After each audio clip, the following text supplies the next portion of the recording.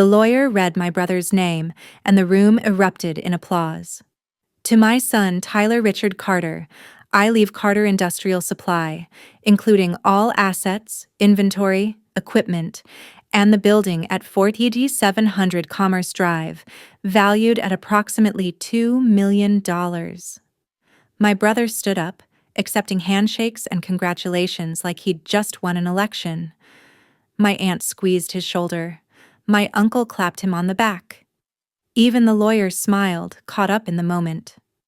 Nobody looked at me. I sat in my chair in the corner of the conference room, hands folded in my lap, watching my brother bask in what he'd always been promised. Then the lawyer cleared his throat. To my daughter Lauren Elizabeth Carter, I leave this sealed envelope to be opened in private. He slid a plain white envelope across the table toward me. No applause, no handshakes, just an envelope while my brother got a $2 million company. Tyler glanced at me with something between pity and satisfaction. Probably a letter, he said. You know how Dad was with you. Sentimental stuff. I picked up the envelope. It weighed almost nothing. That night, alone in my apartment, I opened it. Inside was a single sheet of paper with my father's handwriting, an account number, a bank name I didn't recognize, and a note. Tyler wanted the spotlight. You wanted the truth. Here it is. The business was debt. This is real. I stared at those words for a long time. Then I logged into the account. Balance, $4,712,847.33. I sat back in my chair, my hands trembling, and laughed until I cried. My brother still doesn't know. Have you ever been overlooked for something that turned out to be worthless while the real treasure was hidden somewhere nobody thought to look? Let me take you back, because this story isn't about money. It's about a father who saw his children clearly, even when they couldn't see themselves. It's about learning that sometimes the people who seem to get everything actually get nothing at all. And it's about the quiet satisfaction of knowing the truth while everyone else celebrates a lie. My father, Richard Carter, started Carter Industrial Supply in 1987 with $3,000 and a pickup truck. By the time I was born in 1995, it had grown into a legitimate business. Warehouse full of equipment, 6 employees, contracts with construction companies across the county. My brother Tyler was 3 years older, already toddling around the warehouse like he owned the place, which, according to everyone in our family, he eventually would. Growing up, the roles were clear. Tyler was the heir, the son, the one who would carry on the Carter name and the Carter business. I was the daughter, the afterthought, the one who would presumably marry someone else's heir and become someone else's problem. Nobody said it that bluntly, but nobody had to. The expectations were woven into everything. When Tyler was 12 and I was 9, Dad took him to the warehouse for the first time to learn the ropes. I asked if I could come. My mother laughed. "What would you do there, sweetheart? It's dirty and loud. You'd hate it." I didn't hate it. I'd been to the warehouse dozens of times when Mom dropped off lunch for Dad. I loved the smell of metal and oil, the organized chaos of inventory, the way my father's voice changed when he talked to customers, confident and warm. But I wasn't invited. Tyler went alone.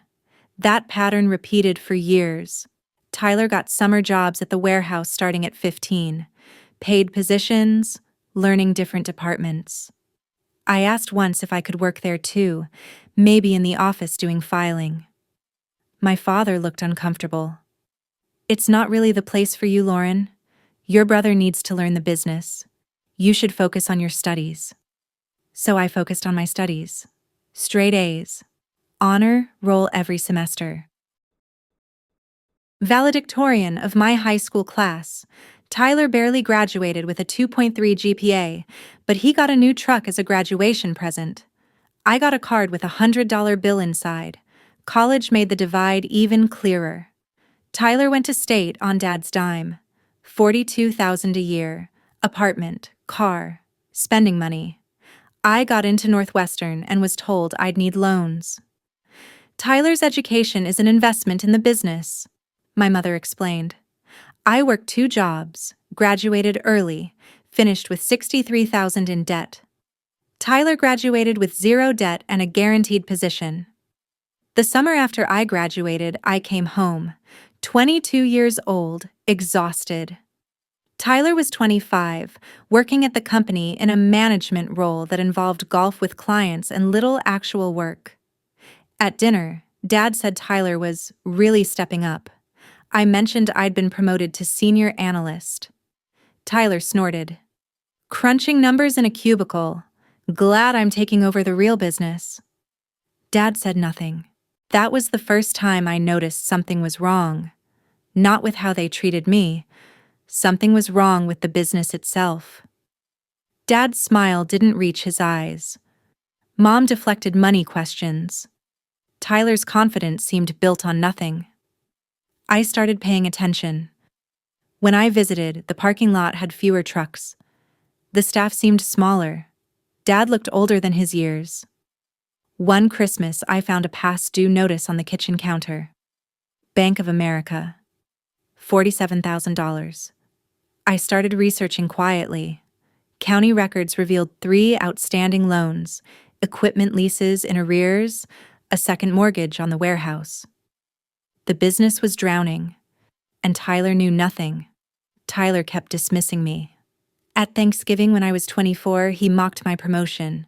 At Christmas when I was 25, he spent my boyfriend's entire visit making lawyer jokes and calling me someone who peaked in high school. Dad pulled me aside later. Tyler's under a lot of pressure with the business. Pressure from the business that was hemorrhaging money. But I was the one being mocked for having a stable career, while Tyler was being groomed to inherit a sinking ship. The year I turned 27, Dad was diagnosed with pancreatic cancer. Stage 3. 18 months, maybe 2 years. I flew home immediately, took a leave of absence, moved back to help Mom with his care. Tyler visited on weekends. Sometimes. Busy with the business, he said. I changed Dad's bandages, drove him to chemotherapy, sat with him during the long nights. During one of those nights, about 8 months into his illness, my father asked my mother to give us some time alone. She left, and he looked at me with those gray eyes I'd inherited, and he said something I'll never forget. I've made a lot of mistakes, Lauren. A lot of mistakes. But the biggest one was letting your mother convince me that the business wasn't for you. You're smarter than Tyler. You're more careful. You actually look at things instead of just assuming. I should have brought you in from the beginning. I didn't know what to say. 27 years of being pushed aside, and now this. It's too late for the business, he continued. It's been too late for years. Tyler doesn't know. Your mother doesn't want him to know. She thinks if we just keep going, something will turn around. It won't. The debt is too deep. When I die, Tyler will inherit a company worth $2 million on paper and $3 million in the hole. Dad, I whispered. Why didn't you tell anyone? He smiled, tired and sad. Pride, stupidity. The same reasons I didn't tell you the truth about why I kept you away from the warehouse. It wasn't because you're a woman, Lauren. It was because I knew you'd see through the numbers. You'd ask questions Tyler never asked, and I couldn't face those questions. I held his hand, thin and papery against mine. I've been fixing it, he said. For 20 years I've been fixing it. The business was never the real business. It was the front. The thing everyone could see. The real money. I kept separate. Hidden. For you. I didn't understand. Not then. Not until he explained about the offshore accounts, the quiet investments, the decades of siphoning profits into holdings that nobody knew existed. Not his wife, not his son. Just him, and his accountant, and eventually me. Mr. Kowalski has everything, my father said. When I'm gone, he'll contact you. Not Tyler. You. Because Tyler wanted the spotlight. He wanted the business, the title, the congratulations at the reading of the will. You never wanted any of that. You just wanted me to see you. And I did, Lauren. I always did. I was just too weak to show it. He died 4 months later. I was holding his hand when it happened. Tyler was at a client dinner. He arrived at the hospital an hour after our father was gone. The funeral was enormous. 300 people. Employees, customers, competitors paying respects. Tyler gave the eulogy, talking about legacy and family and continuing our father's work. I sat in the front row and said nothing. Watched my brother perform grief the same way he'd performed competence his whole life. The will reading was scheduled for the following week. I knew what was coming. Dad had told me, but knowing didn't prepare me for the reality of sitting in that conference room, watching my brother receive applause for inheriting a corpse of a company, while I received an envelope. Probably a letter, Tyler said. You know how Dad was with you. Sentimental stuff. Sentimental stuff. Like I was a golden retriever who'd get a note instead of a treat. I took the envelope home, waited until I was alone, read the letter, found the account number, logged in, 4,712,347.33. My father had been building this for 23 years, since I was 6 years old. Since the first time I asked to visit the warehouse and was told no. Every month, every quarter, every year he'd been moving money into accounts that existed only for me, interest compounding, investments growing, a fortune hiding in plain sight while everyone focused on the business that was bleeding out. I cried for an hour. Not because of the money, because he'd seen me. All those years of being overlooked, dismissed, pushed aside, and he'd seen me the whole time. He just couldn't say it out loud. He'd had to hide his love the same way he hid the money, because showing it would have meant confronting everything else. Mr. Kowalski called me 2 days later. He'd been my father's accountant for 31 years, the only person who knew the whole truth. Your father was a complicated man, he said over coffee at a diner near his office. He was in his 60s, gray-haired and precise, the kind of person who noticed everything and said very little. He loved both his children, but he understood them differently. He let Tyler believe he was getting something valuable, I said. He let Tyler have what Tyler wanted, the title, the recognition, the ability to say, I own my father's company. Tyler never asked about the balance sheets, never questioned the numbers, never looked beneath the surface. Mr. Kowalski stirred his coffee slowly. Your father knew that someday, probably soon, the truth about Carter Industrial would come out. The debt, the liens, the years of barely staying afloat. And Tyler would be holding the bag. But your father also knew something else. What? That you would be the one who could actually save it, if you chose to. I stared at him. What do you mean? Mr. Kowalski slid a folder across the table. Inside were documents, projections, analyses. Carter Industrial owes approximately $3.2 million. Loans, equipment leases, vendor debts, back taxes. The business itself, stripped of debt, is worth maybe $700,000 in assets. Your father's plan was for the company to declare bankruptcy within a year of his death. Tyler would lose everything, learn a hard lesson about assumptions, and move on. The real money would go to you. But you said I could save it. You could. With the money your father left you, you could pay off every debt, restructure the operations, and turn Carter Industrial into something profitable. It would cost you roughly $3 million, plus another few $100,000 for operational changes. You'd still have over $1 million left, and the company would actually be worth something. Why would I do that? I asked. Tyler spent his whole life treating me like I was nothing, like I was less than him. Why would I save his inheritance? Mr. Kowalski smiled slightly. I can't answer that for you. I can only tell you that your father thought about this possibility. He left it as your choice. The letter was meant for you alone. What you do with the information is entirely up to you. I took the folder home, spent 3 weeks reading every document, running every calculation, analyzing every scenario. The financial analyst in me saw it clearly. Carter Industrial was salvageable. With debt restructuring, operational improvements, and proper management, it could become genuinely profitable within 3 years.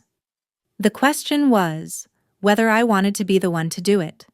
Meanwhile, Tyler was discovering reality. The first call came about a month after the will reading. He'd tried to take out a line of credit for business expansion and been denied.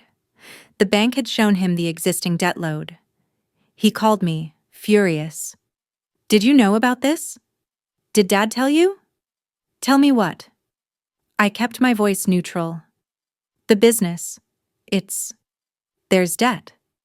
A lot of debt. The bank says we owe over $3 million. That can't be right.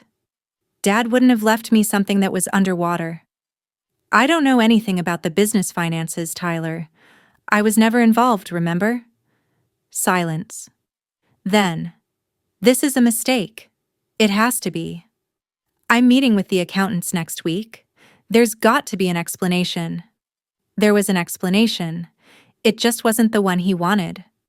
Over the following months, I watched from a distance as Tyler's world collapsed.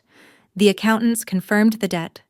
The lawyers explained the personal guarantees my father had signed, which Tyler had unknowingly assumed when he accepted the inheritance. The vendors started calling.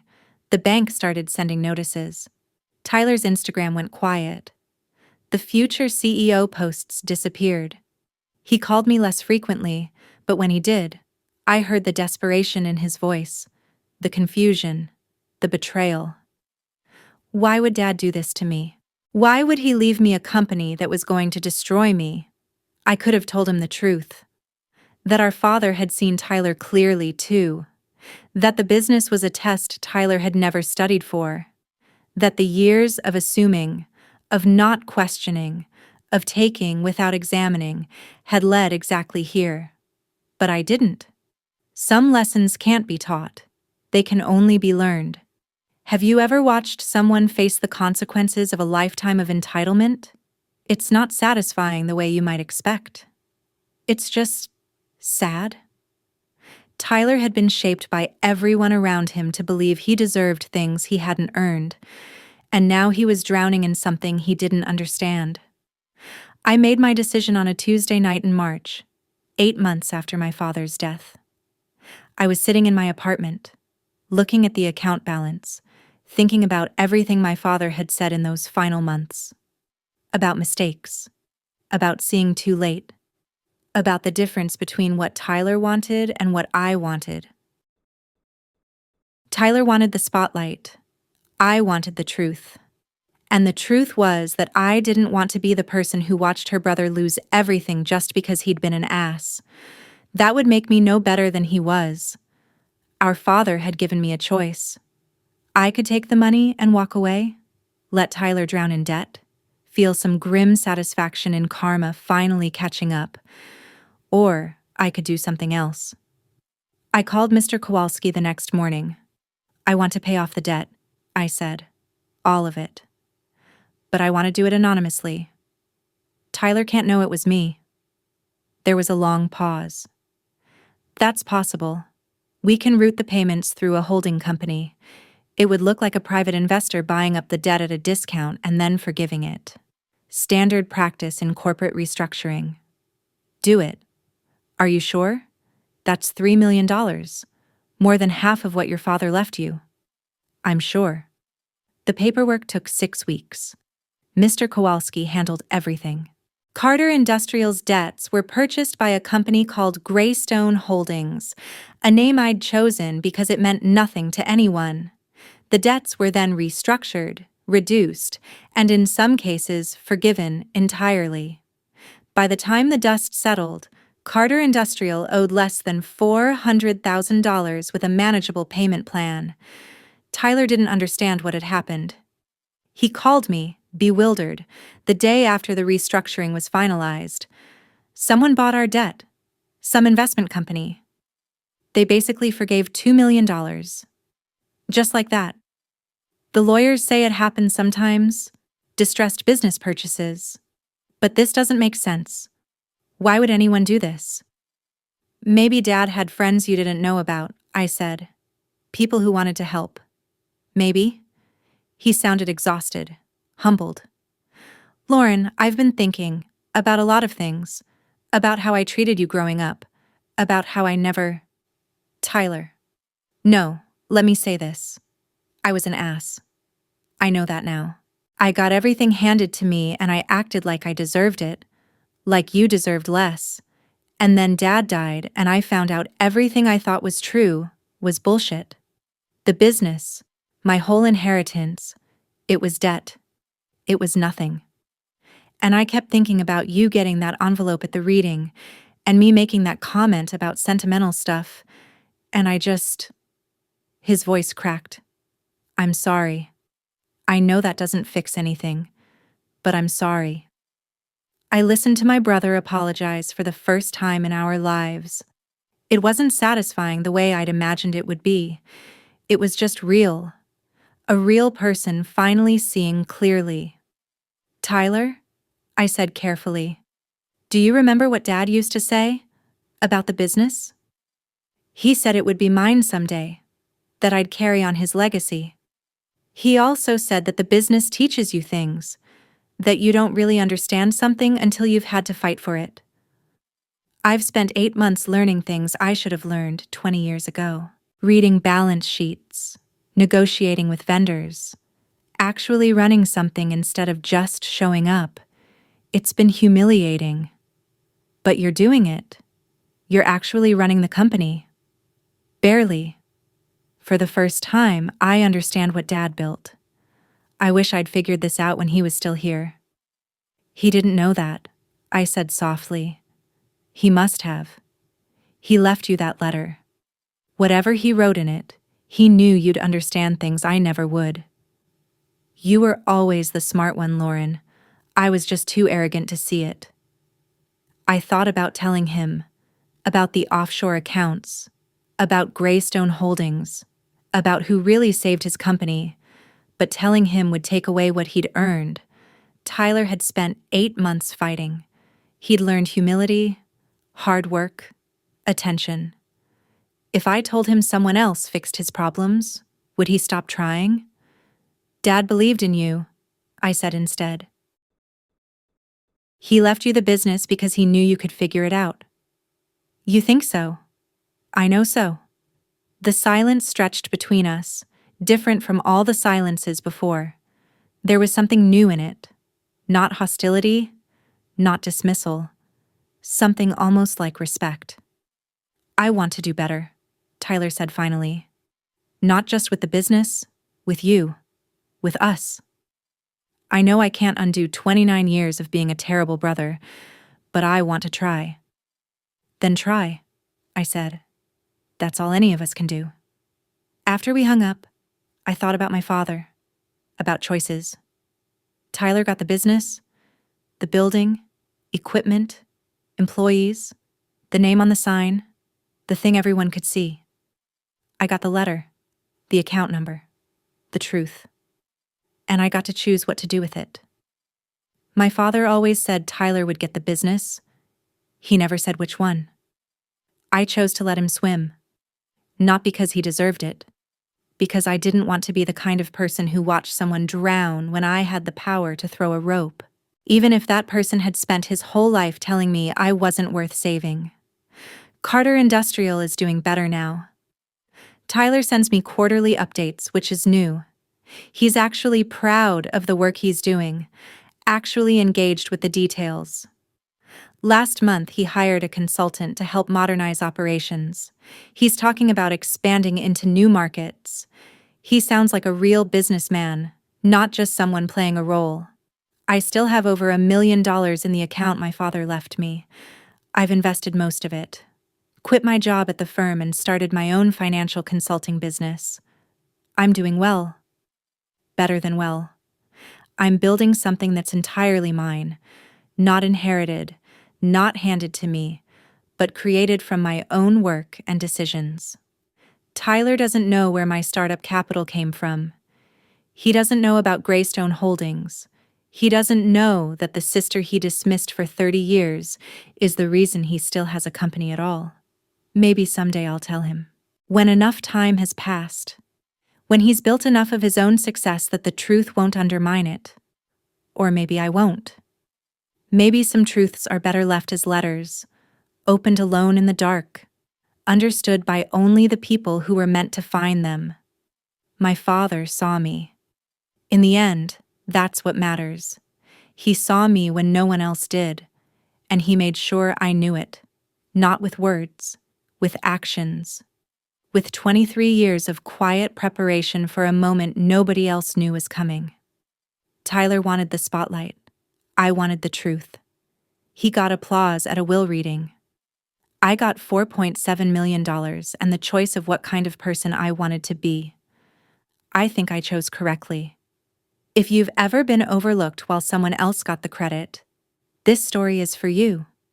If you've ever discovered that what looked like losing was actually winning, this is for you. If you've ever had to decide between revenge and mercy, between letting someone fall and helping them stand, this is for you. The world will tell you to take what you're owed, to enjoy watching the people who hurt you suffer. But sometimes mercy is more powerful than revenge. Sometimes helping someone who doesn't deserve it says more about who you are than any amount of justified anger could. My brother still doesn't know who saved his company. Maybe he never will. But I know. And I know what my father would think seeing us now. Tyler running a business he finally understands. Me building something entirely my own. That's the real inheritance. Not money, not property. The ability to choose who you want to become. Tell me in the comments, have you ever had to choose between revenge and mercy? What did you decide? I read every story. And if you want more stories about people who discovered that losing was actually winning, subscribe. Sometimes the real treasure isn't in the spotlight. It's in the letter nobody else thought to read.